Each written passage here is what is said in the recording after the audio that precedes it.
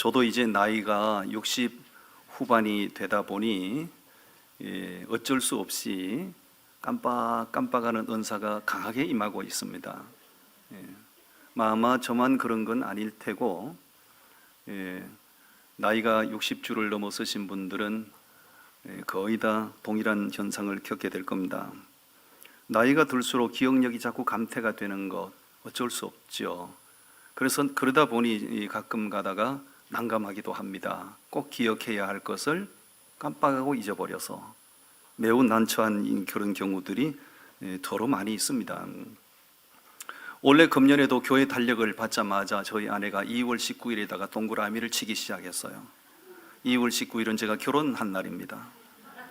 그러면서 제게 다짐을 받았습니다. 여보, 원래는 결혼기념일을 꼭 기억합시다. 그럽시다. 한 달 전에 동그라미를 다시 한번 쳤어요. 2월 19일 날 지난 수요일이었습니다. 감쪽같이 다 잊어버리고 저녁 밥을 먹는 자리에서 집사람이 감탄사를 연발한, 어머나 오늘 결혼기념일이었네. 하루가 다 거의 다 지나간 걸 그 밤에 뭘 합니까?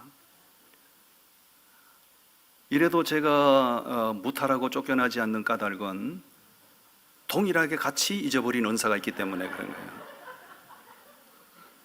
저희 아내가 그날을 잊지 않고 계속해서 새기고 있고, 남편이 뭐 꽃을 한 송이 사오려나, 남편이 뭐 케이크를 하나 사오려나 기대감을 잔뜩 가지고 있는데 나만 잊어버렸으면 절대 제가 무탈할 수 없을 거예요. 근데 아내도 동일하게 잊어버리고 저도 동일하게 잊어버리고, 그래서 지금까지 아무 탈 없이 잘 살고 있어요.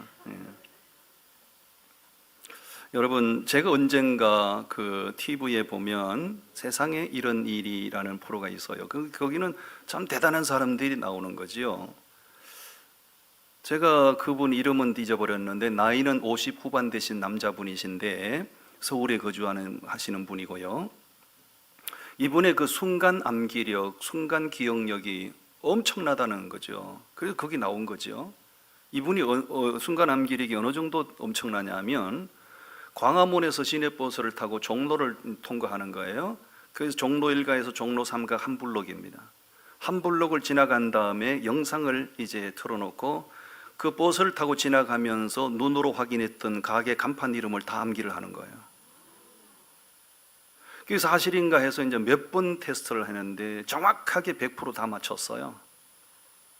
심지어는 몇 번째 가게 앞에 지나가던 그 여성이 헤어스타일이 어떻고 백은 무슨 백을 들었고 옷은 어떤 옷이었는지까지도 맞췄어요. 이 정도가 되면 그 신의 경지에 도달한 사람이죠. 내가 그 방송을 보면서 야, 이분의 순간 암기력, 순간 기억력이 정말 놀랍다. 이런 사람은 세상에 이런 일이 한 번 나와서 안 되고 한 10번 정도 나올 만하다. 그런 생각을 하게 됐어요.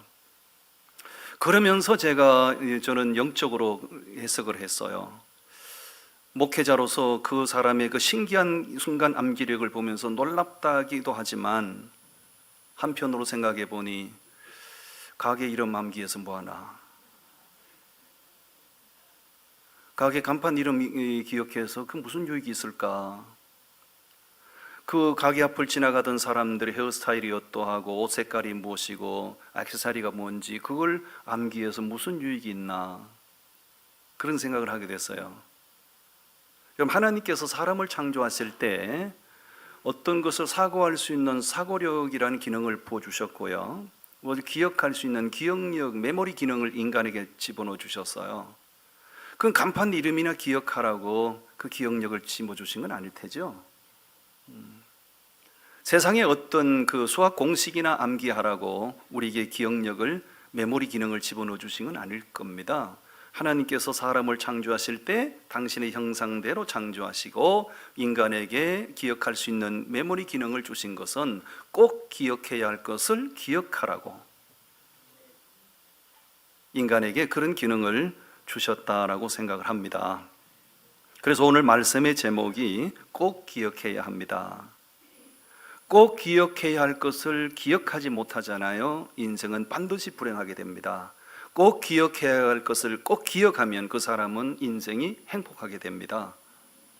오늘 본문 말씀 가운데서 이것은 꼭 기억해야 된다. 세 가지를 함께 나누겠는데, 첫 번째, 따라합니다. 반드시 죽음이 있다는 걸 기억해야 합니다.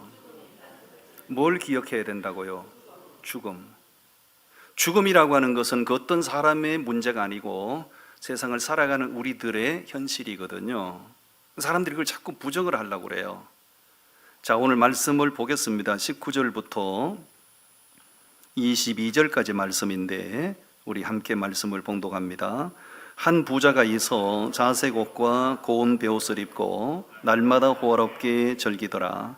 그런데 나사로라 이름하는 한 거지가 헌대두성이로 그의 대문 앞에 버려진 채 그 부자의 상에서 떨어지는 것으로 배불리려 하며 심지어 개들이 와서 그 헌대를 핥더라.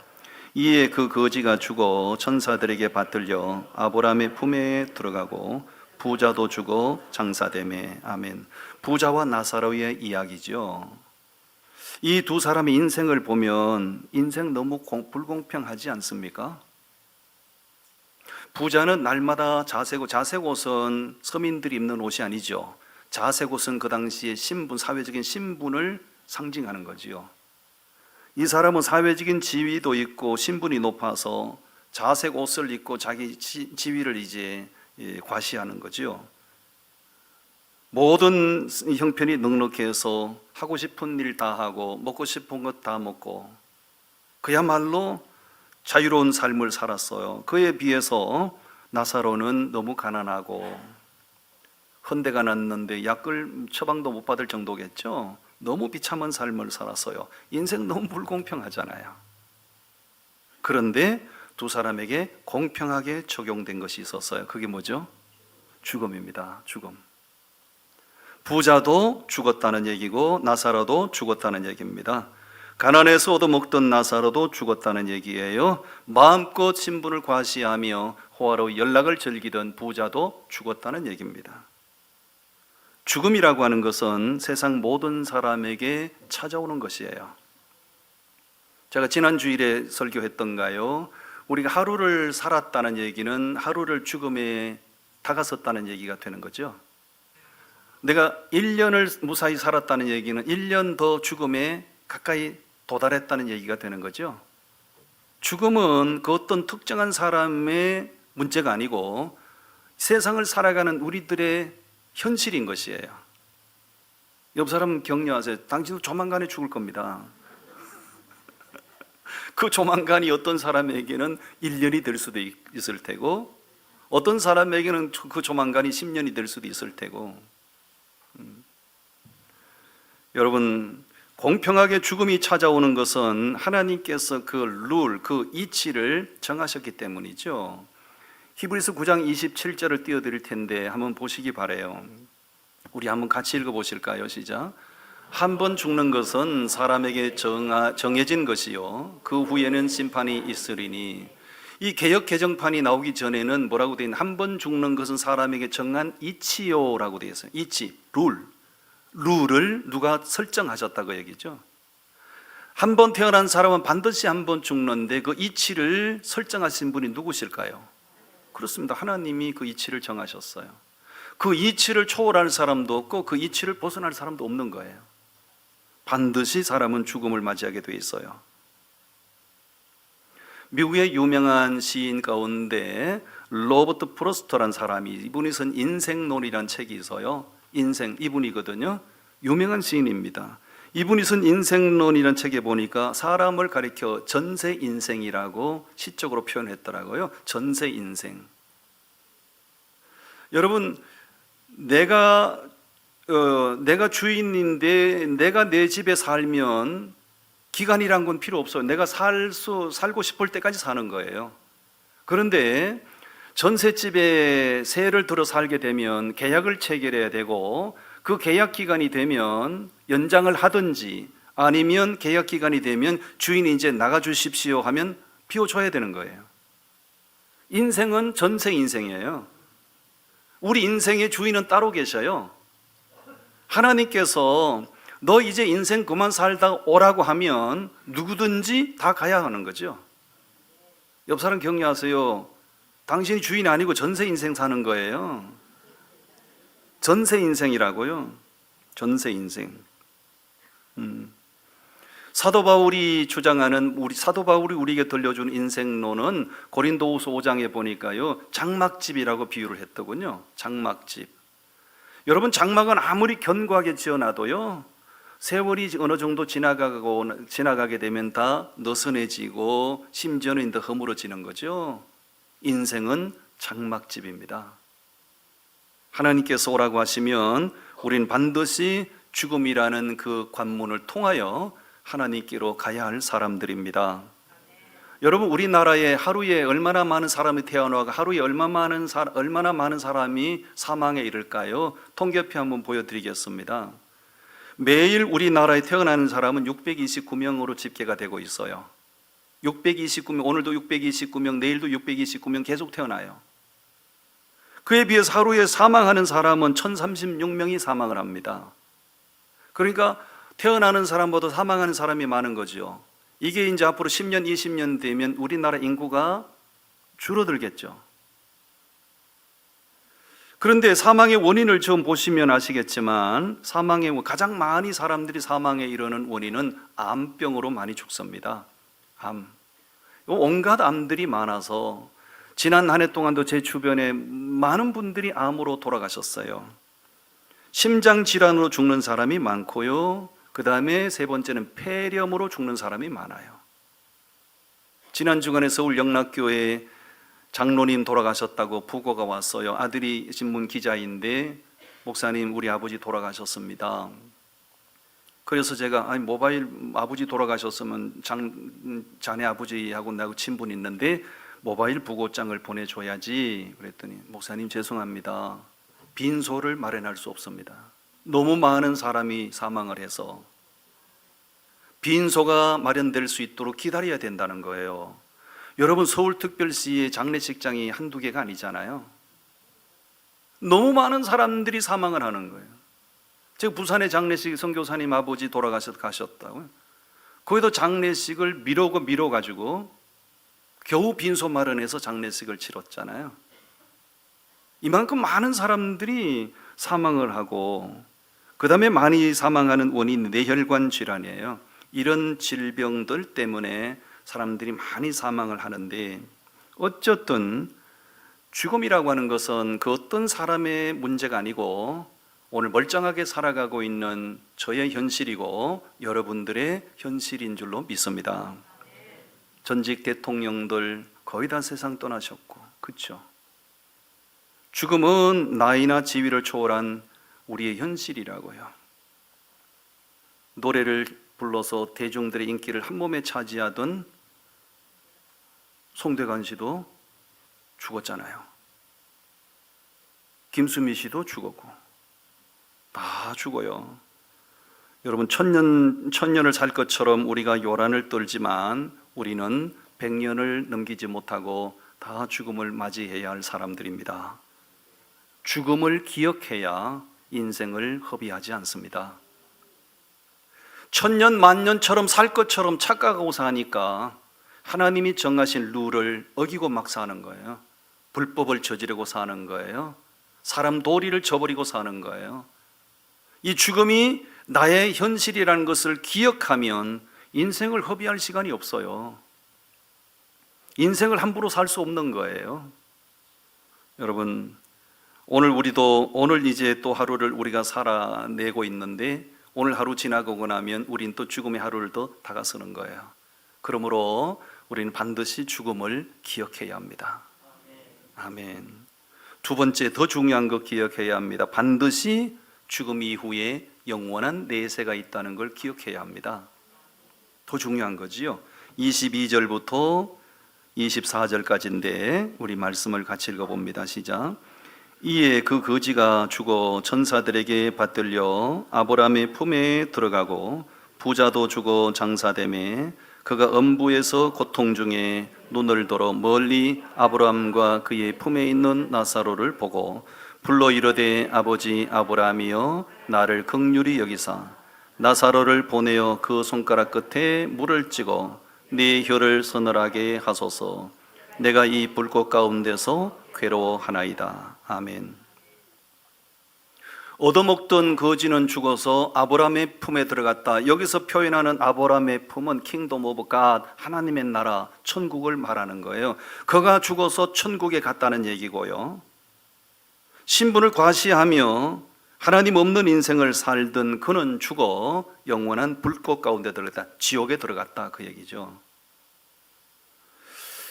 천국과 지옥은 누군가가 만들어낸 그런 이야기가 아니고요. 천국과 지옥은 현존하는 곳입니다. 천국과 지옥은 완전히 다릅니다. 천국은 그야말로 파라다이스, 하나님의 나라.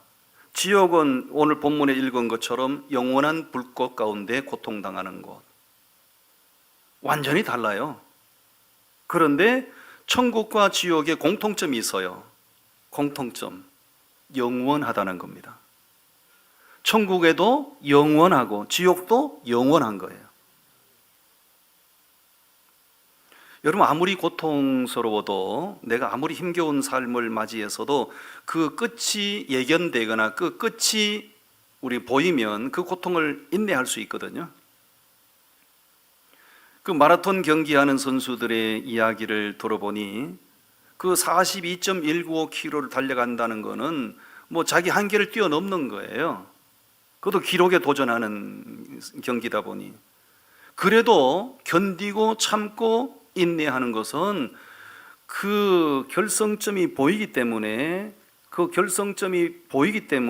참아낸다는 거예요.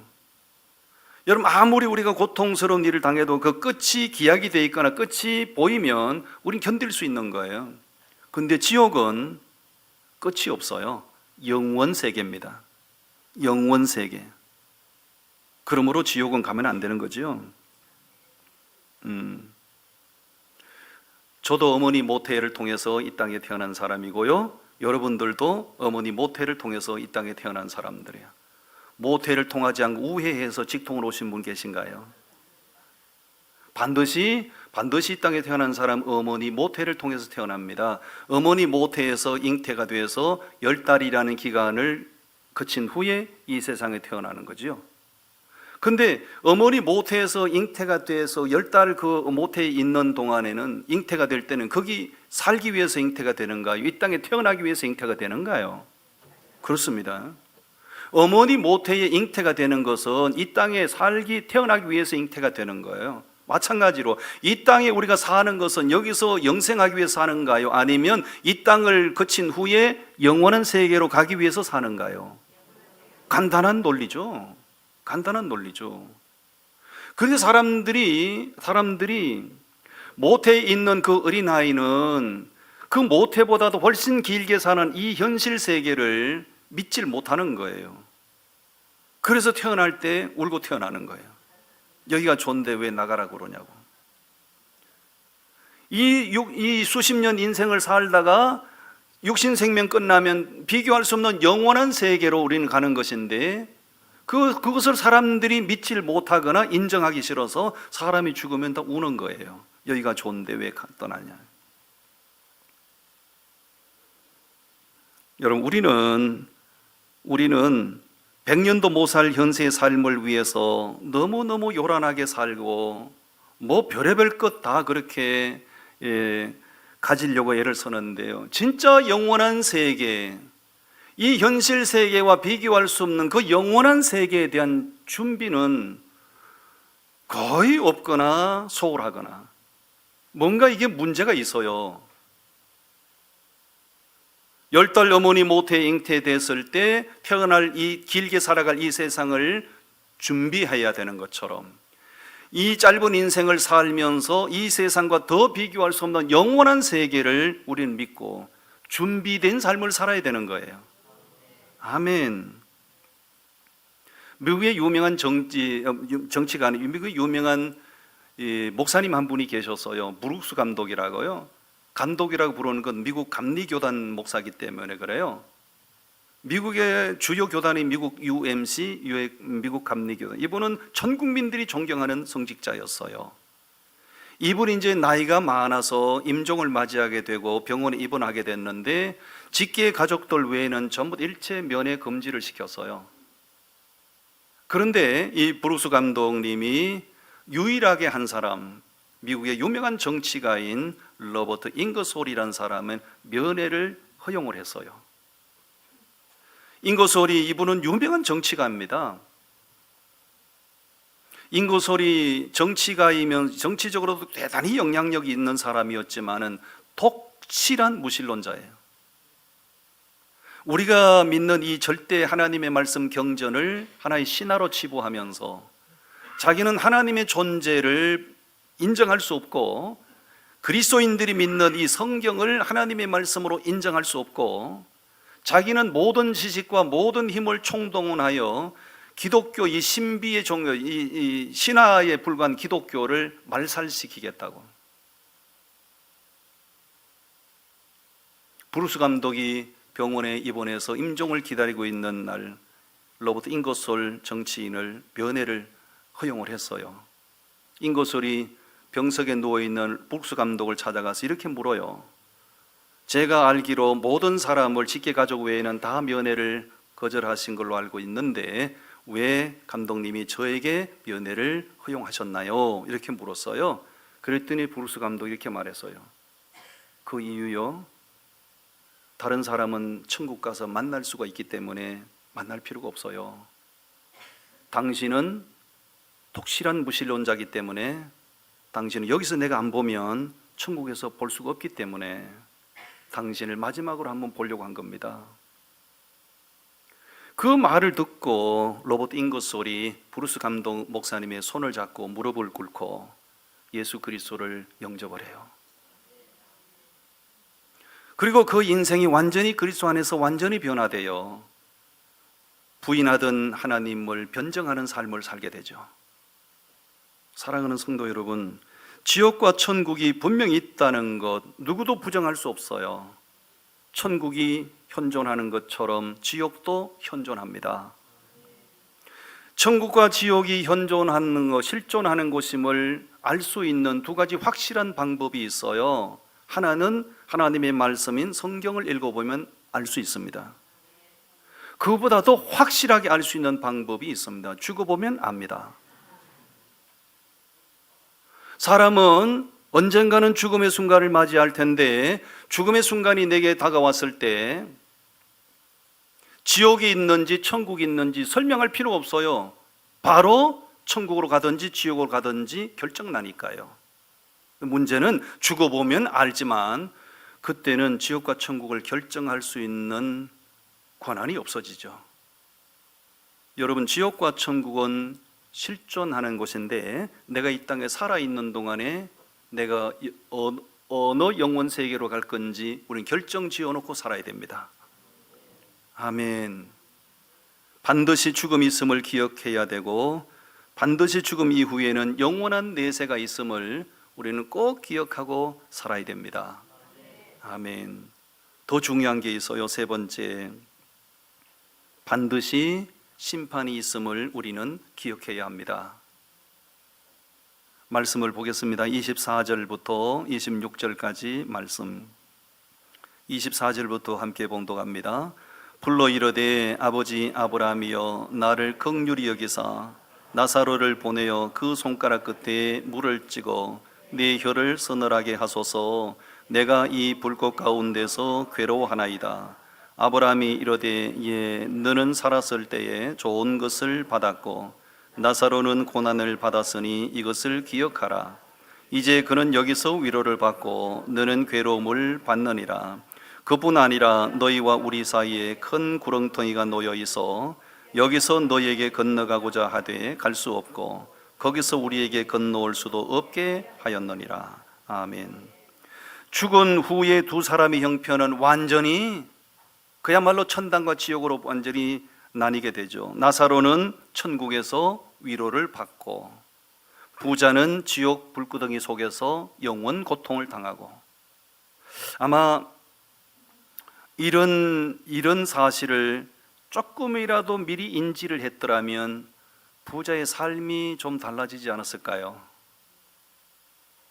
그렇게 새털같이 많은 날들, 그렇게 여유로운 삶을 살면서도 자기가 죽은 이후에 있을 영원 세계를 알지 못했고, 그 영원 세계에서 당할 그 고통을 그는 알지 못했던 거죠. 그렇게 다른 심판을 받은 것은 무엇 때문인가요? 이 세상에서 사는 동안에 이 두 사람의 라이프 스타일이 완전히 달랐기 때문이죠.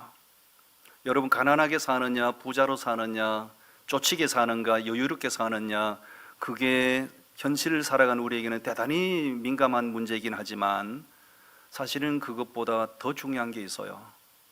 내가 예수 그리스도 있는 삶을 사는가, 예수 그리스도가 없는 삶을 사는가가 중요한 겁니다. 아무리 여유롭게 살면 뭐해요? 예수 없는 인생을 살면 그 인생 무슨 가치가 있나요?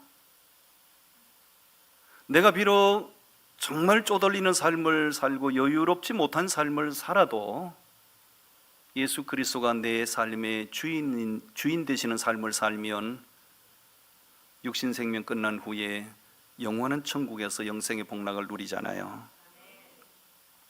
성경에 기록된 지옥의 모습, 구약 성경, 신약 성경을 이렇게 쭉 보니까 천국에 대해서는 굳이 어떤 곳인지 설명할 필요가 없고요, 지옥이 어떤 곳인지에 대해서 짐작할 수 있을 만한 말씀이 몇 군데 있어요. 그 구절을 다 찾아볼 수는 없고요. 지옥은 어떤 곳인가? 엄청난 뜨거운 유황불못이다. 불 중에 가장 뜨거운 불이 유황불이라고 해요. 유황불못이다. 그 다음에 지옥은 고막을 찢는, 사람 귀에는 고막이 있잖아요.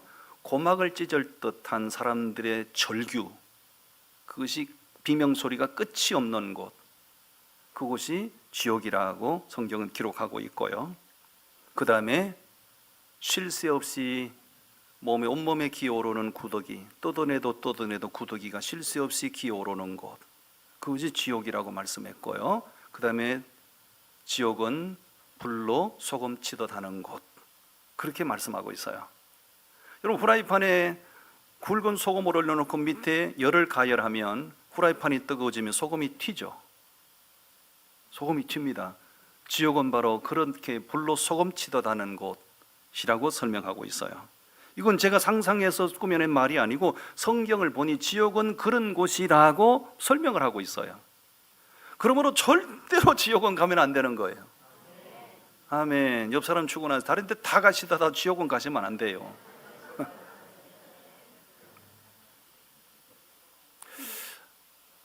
여러분, 로댕의 작품 생각하는 사람이란 작품을 다 기억하실 거예요. 로댕, 프랑스의 유명한 조각가지요. 로댕의 생각하는 사람.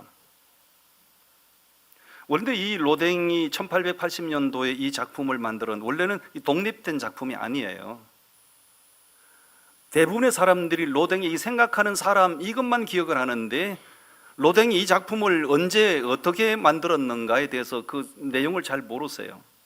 로댕이 이 작품을 만들게 된 것은 독립된 작품으로 만든 게 아니고 지옥의 물이라는 작품이 있어요. 이게 지금 보여드리고, 이 지옥의 로댕의 작품이에요. 이제 지옥으로 들어가는 문인데, 저 보면 작품 조각 하나하나가 다 성경적인 메시지가 담겨 있어요. 인생을 살면서 아담과 하와의 죄로 인하여 타락한 인간이 어떤 삶을 살고, 그런 삶을 사는 사람들은 반드시 이 문을 통과하여 지옥에 들어가는 건데, 저 맨 꼭대기에 보면 무슨 조각이 새겨져 있죠? 로댕의 생각하는 사람의 조각이 저 위에, 지옥의 문 위에 새겨져 있어요. 여러분, 로댕이 왜 생각하는 사람의 이 조각을 저 지옥의 문 위에다 이렇게 새겨놨을까요? 메시지가 있는 거죠. 미술하는 사람은 그림을 통해서 메시지를 전하는 거고, 음악하는 사람은 음악을 통해서 메시지 전하는 거고, 조각하는 사람이니까 자기 조각 작품을 통해서 메시지를 전하는 거예요. 로댕이 이 작품을 왜 만들었는가? 단테의 신곡이라는 작품을 읽으면서, 그 신곡이라는 작품에는 천국편, 연옥편, 지옥편이 있는데, 로댕이 그 지옥편을 읽으면서 너무 충격받은 거예요. 지옥이 이런 곳인가? 그렇다면 내가 이 조각 작품을 통해서 지옥이 어떤 곳인지를 알려야 되겠다. 그래서 지옥의 무리라는 작품을 만든 거죠. 지옥이 어떤 곳인지 잊어버리고 그 부인하고 살아가는 사람들에게 지옥은 얼마나 끔찍한 곳인지, 지옥은 얼마나 고통의 장소인지 제발 좀 생각해라. 그래서 지옥의 문 꼭대기에다 생각하는 사람을 이렇게 새겨놓은 거예요. 로댕의 의도를 아시겠습니까? 지옥은 절대로 가서는 안 되는 곳임을 우리에게 알게 하는 작품이에요. 반드시 죽은 후에는 심판이 있음을 기억해야 됩니다. 왜 그것을 기억해야 되지요? 그것을 기억해야 하나님 앞으로 나오게 됩니다. 사람들이 왜 하나님을 부정하는가요? 사람들이 왜 하나님 앞으로 나오지 않는가요? 지옥이 어떤 곳인지를 모르니까. 어렴풋이 알기는 해도 인정하기 싫은 거죠. 그러니까 하나님 앞에 나오지 않는 거예요. 근데 지옥이 어떤 곳인지, 천국이 어떤 곳인지, 지옥과 천국이 현존하는 곳임을 아는 사람은 하나님 앞에 나오시오 마시오 할 필요가 없는 거예요. 하나님 앞에 나오게 되는 거예요. 아멘. 영원한 심판이 있음을 알아야 될 이유가 있습니다. 왜?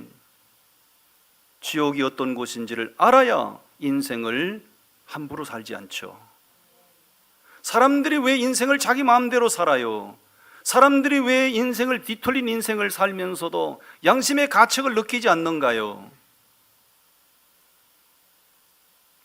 지옥과 천국을 인정하지 않으니까 그런 거지요. 사람이 이 땅에 사는 동안에 어떤 결의 삶을 살았는가, 어떤 내용의 삶을 살았는가가 죽음 이후에 그 사람에게 반드시 적용이 되는 거잖아요. 아멘입니까?